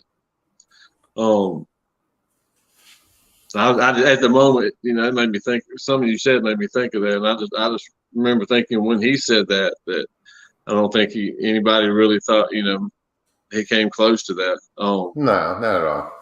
He was intense, and y'all, Mark, compared to last year, his demeanor was a lot better. Dude, he hit the woods. And last year, I'm telling you, we every time we stopped at a different place trying to get that thing going, Kerry would take that axe and that wood, and he would sit there and he would chop wood. Yeah, and you could tell he was just trying to burn off nervous energy. Yeah. But this time it was a lot different. I'm glad of that for him. Yeah, I mentioned that to I think Bradley that he has came a long way. It's really like therapy, and then once he got last year out of the way, then he was a whole lot more at ease, and it was good to see him that way, because it's bad when you see someone that's just on edge, about what could happen. But none of us have had the experience that he had. Right. And so we can't even imagine what it was like. And Barry and I have been to that spot where that happened with Carrie, and man, that was a spooky spot. That stuff was thick up in there, wasn't it, Barry? I mean, something could be 2 feet away from you and standing up, and you would have not a clue that there was anything, near you. Right. When we would walk back toward that shooting house down that thicket to the right that was so thick, Yeah. you could catch, and I'm not saying what it was, but you could catch things moving around way up in there from time to time. I think they were pretty close to us. I really don't know that for sure, but we didn't get to stay long enough. But it was there was some intimidating areas on that property. There really was, and it had that feel. When you got there, you could just feel it. Definitely had that feel. This expedition, it was funny because when we went live on it Tuesday,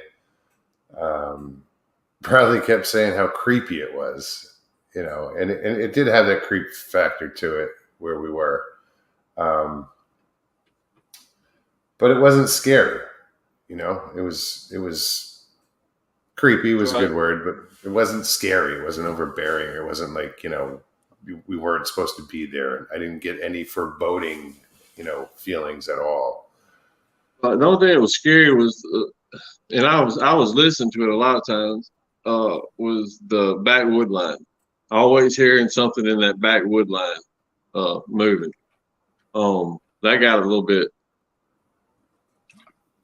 scary, whatever, creepy. But it was just like it would not go away. It was every. On the other side of that. Behind us on the top pavilion, yeah. Because I sat there that one night and was like, "Yeah, I'm hearing shit behind us, dude." Well, somebody said, somebody was always saying that there was something behind us. And one time I threw up the thermal and saw something moving up towards the edge of the wood line, and it wasn't nothing small. And then it moved parallel away. And it wasn't there that long. And I have yet to go back and look at that thermal footage yet. But whatever it was pretty good size. And it was like belly crawling, Maybe it was a gator. Maybe whatever it was low to the ground. But it came right up to that wood edge. And went parallel. Guaranteed they're right there where because two of us saw one. So they were right up in there, at least in the daytime they were. But yeah, I love that area though. It's beautiful. It's majestic in the daytime, but it does get creepy at night. He says two of us saw one. He doesn't say I was one of the two, meaning you. Yeah, you and Mark. And that was kind of, I'll tell how that happened. We're walking around looking, actually we've been seeing the lights. We're trying to make sense. We had really just really started looking. And we're in the first 5 or 10 minutes. And we just happened to start the soil changed. It changed over to more of a mud without sand, and we were talking about how good it would be for prints. Because everywhere we're looking the whole week is that sandy soil that's just hard to cast a print in.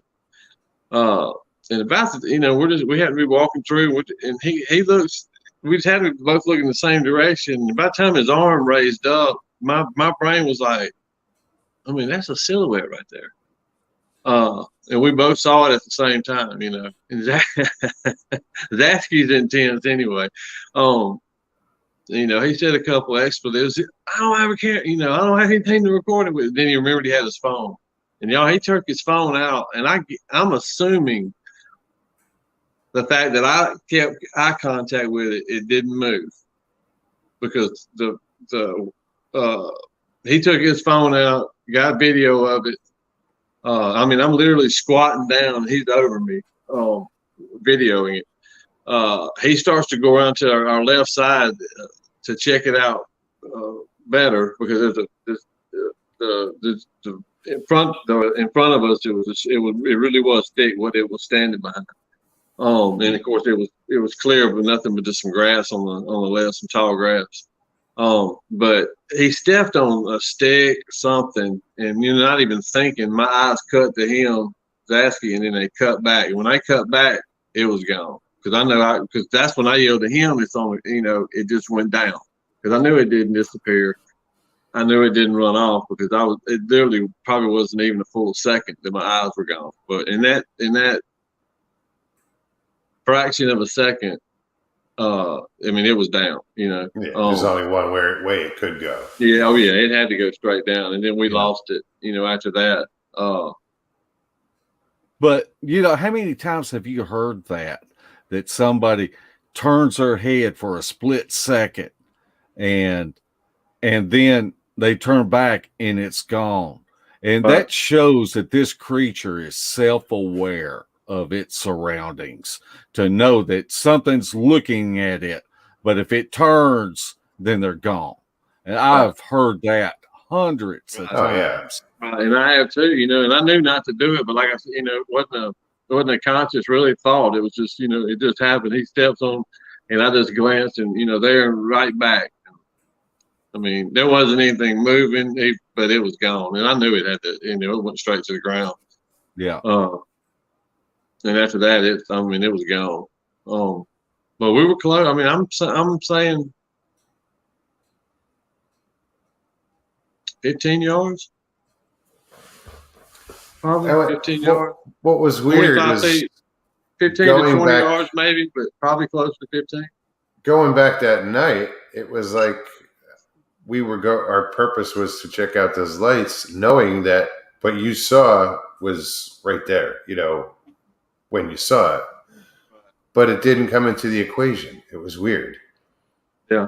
I was there for the lights. I wasn't there for that. Yeah. Sounds stupid, but we were there for that. But at that moment, it was like, yeah, I know it was there. Okay. But the lights are over there. There's lights, man. I remember the first night looking at those.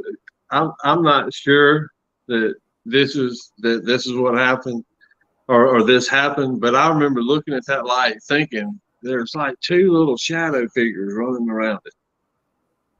And there's all kind of little things like this that we'll probably think of over time. But two little shadow, and I kept telling myself I'm not, maybe I didn't want to see it, I don't know, but I kept seeing, I was like, but they weren't running. They were running around very erratic. It was very cartoonish. Just the way they were moving. The shadows weren't, but just the way they were moving. And it's like they were just going all around this spot. I did not see that at another time. Don't know. I don't know if my eyes were playing tricks on me. But that was just odd.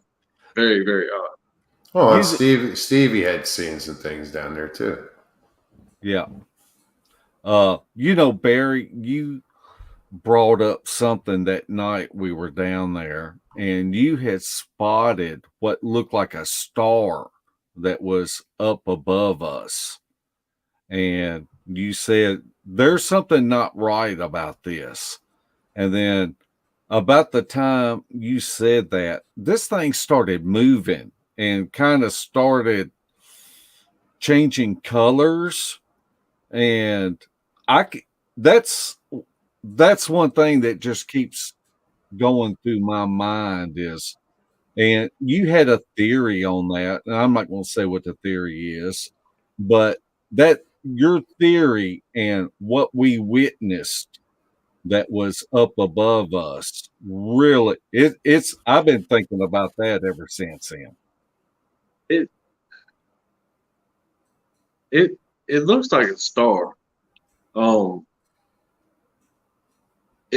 I say that it looks like a star, it goes through the sky like a star. It does. It's not. I have seen them once, and I see them up here where I'm at. If it's cloudy outside right now, if it wasn't cloudy, I could go out there and show you one right now. They're out there every night. But and I don't think it's just here. I mean, I saw them in Florida. I've seen them here. I've seen them North Mississippi. I can't remember if I saw them at LBL, but anyway, it's gonna, and it flashes different colors. I have showed these things to so many people that Bigfoot, and it's been, and to watch them blow it off or to say, you know, and I'm like, I know my eyesight's not that great. I mean, I wear contacts, it makes it better, but I just don't think it's, you know, it's that great. But why can I see it, you know, and they can't? And now don't get me wrong, I've had some other folks see it. I think y'all saw it that night. That night, to me, you know, it's right there low on the horizon, close to it. But to me, I don't know how I picked it up, but to me, it's like they were, you know, when that light would, you know, and I make this noise. It wasn't making this noise that I could hear, but it's like, whoa, you know, when it was just, the right words escaping me, when it was just, you know, getting more intense and then drawing back, you know, and I'll go and say it. Keep in mind now, there's two lights on the front of this thing, this ball, that I called them eyes. I had no idea if they were eyes or not. They were just there where you would think eyes would be. They were a different color and pulsed. That's what I was looking for. Pulsed at a different rate than the body of it did. It's nuts.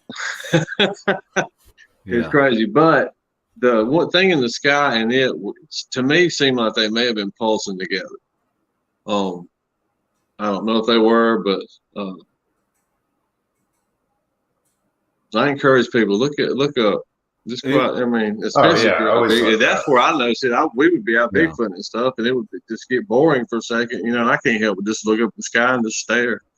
And you know, I've been told they're twinkling. Well, that's fine and dandy, but you know, I ain't never heard of a star twinkling, an orange light, and then a red light, and then a white light. And then it started moving. It was still for a long time, and then it started moving. They will, yeah. They'll move. They won't so much move across the sky. They'll move. It's right. It's weird. It's like they'll kind of move where they're at, but they're moving. They're not stationary some of the time. True story, man. One night here, I saw one that went straight down, and I could not get out to get to it. But it went straight down out in the country, west of where I'm at. But before we get to this question, it's funny because that reminds me that we were at LBL one time, and everybody's facing different ways, and Debbie Jones saw a light, and it went straight down. And soon as it got below the tree line, what we believe is a booger let out one of the loudest howls that you have ever heard. Wow. I've never, and I see them, you know, I mean, I ride the Natchez Trays a lot. So I still see them out there. I've never had it directly correlate with anything, you know, Bigfoot related, but, you know, which doesn't mean it doesn't, but I've just never, you know, experienced it. But, you know, I started noticing, I think I noticed them before I first camped out way back when. I had noticed it before then.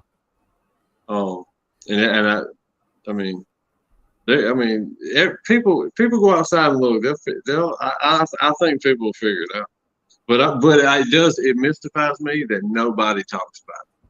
Nobody sees it. I mean, I have seen stuff right here, and I'm in central Mississippi, right outside the capital. I have seen stuff in the sky. Just like there's got to be people that see it. You know, I'll be on the interstate or in the neighborhood or wherever, and just nobody's paying attention to it. And I think that a lot of the time that's just nobody pays attention. Yeah. Not that they should. They don't have to.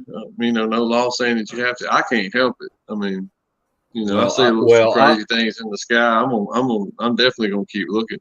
Yeah, I will from now on. I got a lot of video of it that you know, of course, you know me. I mean, I'm the king of getting this and that evidence, and then it just gets to my house and it sits here forever. I never have been. I'm going to let a lot of stuff out.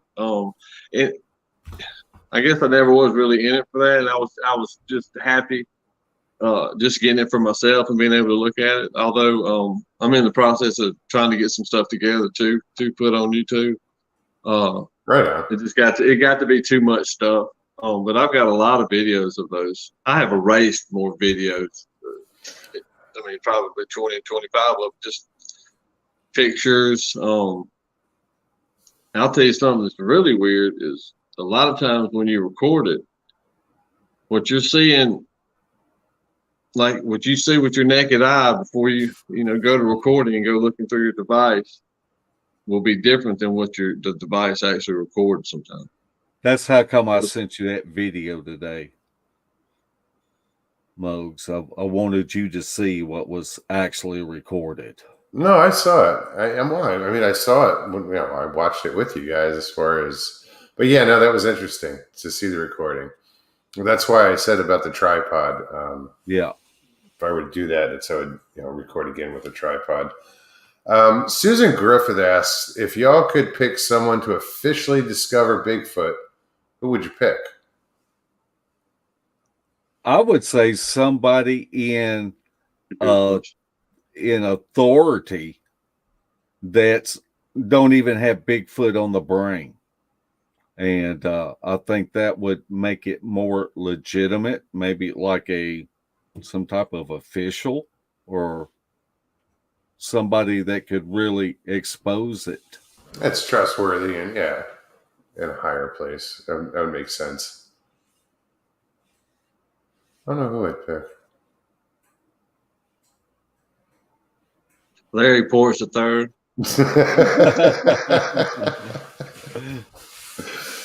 But hey, honestly though, this gets on one of my soapboxes. Y'all, it's been proven. They just don't admit it. Yeah. It's been proven. I mean, they just don't admit it, and they're not gonna admit it. That's the thing. If you were to get a body out and get that thing to a local news station and get it on the news, let's say you reach 100,000 people. Well, the minute they get there and confiscate the body, that's all the people that's ever going to see it. Well, those people aren't going to change any minds, whatever part of the country they're in. And most of them aren't really probably even going to talk about what they saw on even though it was on TV. And that's what gets. I mean, they've always got the upper hand when it comes to that. I mean, it's been proven. The DNA studies. I mean, it's been proven. Yeah. It's to me. I mean, now that doesn't mean I wouldn't like to get better quality footage, audio, whatever it is of them, because in reality we know nothing about. We do, but we don't. We really know nothing about it. So, but to me, it has been proven. But they're never going to. But they just haven't admitted. I mean, just the reports of it. I mean, how many sightings? I mean, you'd have to think for there to be people who go around faking this stuff. Number one, if you're going around faking stuff, evidence for people to find, you're not going to keep it quiet all these years. You're going to boast the fact that you're going to boast that. I've been fooling these folks for years. Nobody's ever come forward to say anything such as that on a grand scale. Plus the fact that it would be impossible. Some of the places that we find evidence. Just logical thinking would not take somebody out there. Look, I'm gonna leave a print right here, and I'm gonna roll the dice, and that 1 in 500 chance somebody's gonna see it. I'm just gonna take it. No, they're gonna put it somewhere where it's high traffic. People are gonna see it. But to me, it's been. I mean, it's proven. I guess maybe it's just because it's proven to me. But to me, there's just enough evidence. The video, yes, there's some fake stuff out there, but there's so much stuff that you can prove it isn't. That fake. And that's just, I don't know. I got on my soapbox. So my whole theory is I've listened to so many stories, so many firsthand accounts that everybody can't be lying. If one person is telling the truth, that's all it takes. That's it. The truth is the truth. Yeah. It blows my mind that people still debate Patterson Gimlin. Yeah. I don't even understand how you can debate. I really don't. I'm going to bring up a name that a lot of folks may not like at this point, but MK Davis. If you really, here's the thing with MK Davis. MK Davis, everything he's done on that film is spread out over 100+ videos, and you have to watch almost all of them to really see what he's done with it. I'm not going to get into the real controversial part of it, but he has. I mean, if not, I mean, just leave it at the fact that he just the all the different videos he had showing different, just little minute things that prove that it's real or are mind-boggling. The only problem is that, like I said, they're spread out over so many videos. A lot of people just aren't going to sit down there. A lot of people aren't stupid as I am, and they're going to sit down there and watch them all.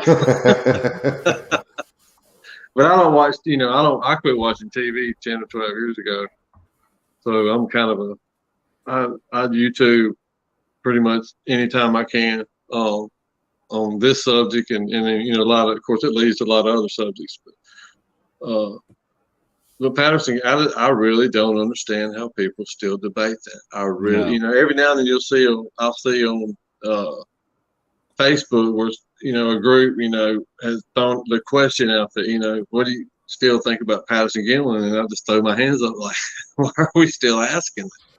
Yeah. Well, I've been fortunate enough to spend a lot of time with Mr. Gimlin, and I can tell you, it would be like somebody coming up to me and saying, Russell's a big liar. No way. There's no way. And and it's the same way with Mr. Gimlin. When you meet him, you feel that integrity, and just imagine what him and Miss Rose went through. I mean, and I wasn't even talking about that. I was really just talking about, I was trying to, honestly, I was trying to stay away from that because that really, that's a very deep rabbit hole. And I'm gonna be honest with you. Me personally, if he did what he was, I don't know. I mean, it's a different time. It was a different, who knows what all was going on. I mean, I can't really just hold that against him like a lot of people would, and a lot of people would really, really, hold that against him. But I don't make my mind up either way. My thinking is, I really can't, dead set probably prove that, but I can, take what MK's done on the Patterson Gimlin film, it being authentic, and go with that because he's done some excellent work on that part of it. Yeah, just showing that it's a good Bible, and that's one thing he's never, to my knowledge, he's never debated any of that. He's maybe debated the storyline. He hasn't debated on it being real. He hasn't debated, matter of fact, he's gone above and beyond trying to prove it, to everybody that it is real. Yeah. So now, and that's what I was talking about, trying to, I wasn't trying to get off on the Mogs ain't got no time to talk about all that. I think we're over time. Yeah, a little bit, and my ass is killing me in this camp chair. So you see me moving around, I'm like, God damn, my ass hurts. No, but I'm definitely looking forward to the next one. And hopefully we don't have to wait for 7 months to, get together. There's some other stuff in between. Up in I want to get to was it July 24th? I think it is in Gatlinburg, however you pronounce it. Gatlinburg, to that expo up there, that outing, what do you call them? Conference. I can never think of that word. Too many syllables or something. Damn. So yeah, hopefully we'll get together way before November. I mean, if we don't, but if we don't, trust me, November will be here quick. Oh yeah, well, I can't believe it's already April. That just blows my mind. Well, I can't believe we're a week into April. Yeah. It seemed like it was just the first that we were in the woods, and now it's a week later. I'm like, where the hell did that week go? Yeah. Yep. And that, and that's one thing, just briefly, that folks don't realize about Kerry. Kerry's trying to get that film together for everybody, and at the same time, plan another. He's already full steam doing interviews. November, Yeah. So people can say what they want to about Kerry, man, but I mean, when the guy says he's gonna do something, he does it. He steps up, and I mean, I got all the respect in the world for him. Yeah. I mean, I do. A lot of folks, it's just like he said. A lot of folks talk a good game, but put your expedition together and go do it. Anybody can put it together.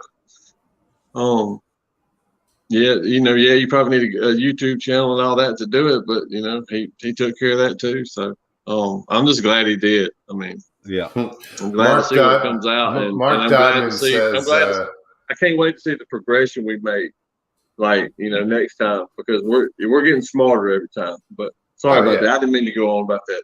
No. Mark Dodman said he will separate you 3 on the next one for sure.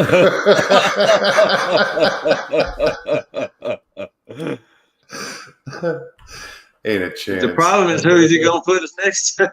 Yeah, it doesn't matter. Yeah, because whoever he puts us next to will corrupt them.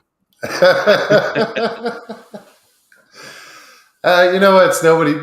Nobody corrupted anybody this time around. Everybody was corrupted. I'm not saying nothing. No, that was a great time, though. But listen, I want to thank you guys for coming on tonight. My door's open to you guys anytime, especially you, Barry. This is your first time on my show, and thank you so much for coming on. And I hope to see you more in the future. That would be awesome. And Mark, you're just furniture around here. You're more than welcome. Anytime, man. Just let me know. Yeah, absolutely. Sorry it was spur of the moment tonight, but I was like, shit. I wish I could have just got on early. I just wish I could have got on early, but I had to get a couple things done. No worries, man. I'm just glad that you were able to get on. I really appreciate it. Thank you so much for the invite. Oh, anytime. I really enjoyed it. Awesome. I'm going to just throw you guys backstage real quick. If you want to hang out. I'll be there in a minute. I'm just going to say goodnight to everybody. So just give me a minute. Sure. Thanks, Barry. Mark, thank you so much. Thank you. I appreciate it. I'll talk to you guys in a minute. Okay. Well, guys, another great show. I'm so happy that these guys got to come on. I hate wearing those damn things. Kills my ears. There's going to be more shows where we talk about the time we had and the time we shared together, and hopefully it'll come out. You'll see what went on not behind the scenes, but what it took to do what we did. Kerry should be able to put together a really good presentation. Looking forward to it. Robin, thank you. And I want to thank everybody for showing up tonight. You guys are amazing, and thank you again for, getting me where I am now. I think I'm where I need to be in life and, geographically. And I'm looking forward to beginning this new adventure. And here we are, so onward and upward, But all right, guys, I'm going to sit here and babble all the time. Congratulations to all the winners tonight on the raffle. That's awesome. Thank you again. Be sure you get in touch with me and get your email. Give me your email so we can set up getting your prizes out to you. All right, guys. If you like the show, hit the like button. Subscribe if you're new. Share it. That's about it. So we will see you on Thursday. All right, guys. All my moderators, thank you so much. Everybody in chat, you guys are awesome. You guys rock. Mark, Barry, thanks again. And I'll see you guys in a minute. All right, guys. It's been fun. Peace and God bless.